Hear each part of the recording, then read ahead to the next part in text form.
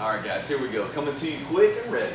Core crushers just starting off with 3 sets of 10 V-ups, right? So it's kind of a low number, lower volume, so it needs to be highly focused. So you're really trying to get that full flex, bring your rib cage to your hip as you bring it all up together.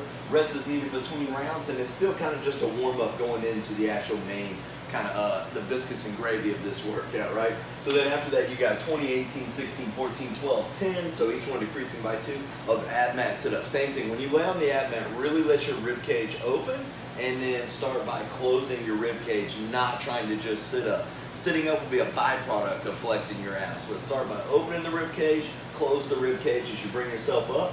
And then you got 1 minute side planks, which is really 30 seconds on the right, 30 seconds on the left. You can do it with an arm, you can do it with an elbow, whatever feels good to you. Just make sure you stay nice and static, nice and solid, flex down, rock that position. Glute gains, 4 rounds of 12 barbell curtsy lunges, 6 to each side. All you need is a barbell and a lot of focus. You don't need to add any weight to this, and if you do need to add weight, you probably need to increase your focus itself. So when you got this thing on your back and you come across the curtsy, really feel it, feel your femur push into your glute, stretch down into your glute, and then when you come up, squeeze your glute through, really aggressive is what we're looking for. Then you got, so you got 6 on one side, 6 on the other. You can do it all 6. All 6. I would recommend do all 6 instead of alternating, but you can do it either way. 20 banded or cable pull-throughs, right? So same thing there.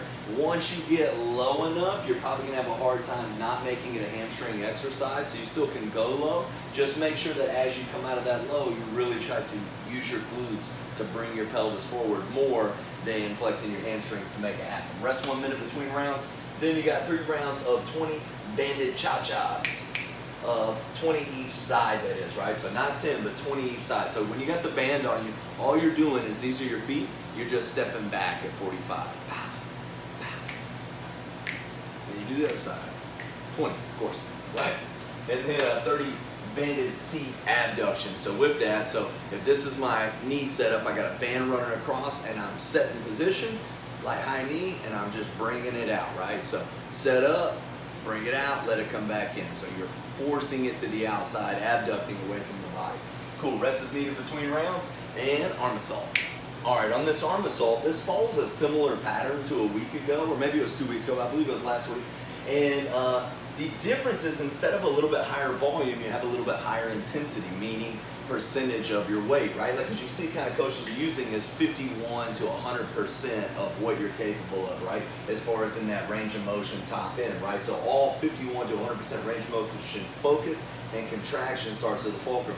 Meaning, so long story short, you're trying not to be like a completely straight arm. You're more of curling this up, and then when you're pressing it down, again, starting at about 51% and pressing to 100%. And the reason why is you're taking a lot of your forearms out of both exercises. But one thing I would like to add, right, so you got 4 to 5 rounds of 5 dumbbell supinated, so holding on to this curls, bringing it up top range like it says, or upper range rather, and then 5 cable pronated tricep extensions. With that, if you feel like you're capable of getting a good squeeze for 5 reps, and this could be the problem, right? If you have great contractile control of your biceps and triceps, 5 will be perfect because you'll be able to choose a heavy enough weight.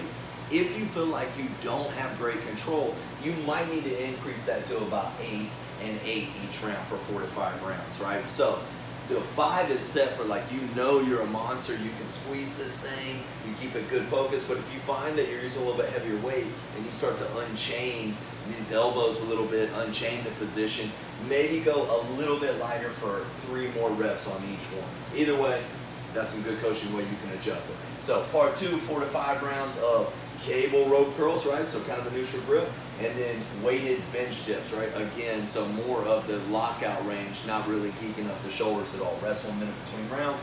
Part 3, 4 to 5 rounds of dumbbell pronated curls, right? So now we're holding the hands like a motorcycle, and then 5 of cable supinated tricep extensions, bringing it back down. Again, pay attention like we talked about. Too easy, man. 1 minute rest between rounds. Have a great workout. Hoo-yah, never quit.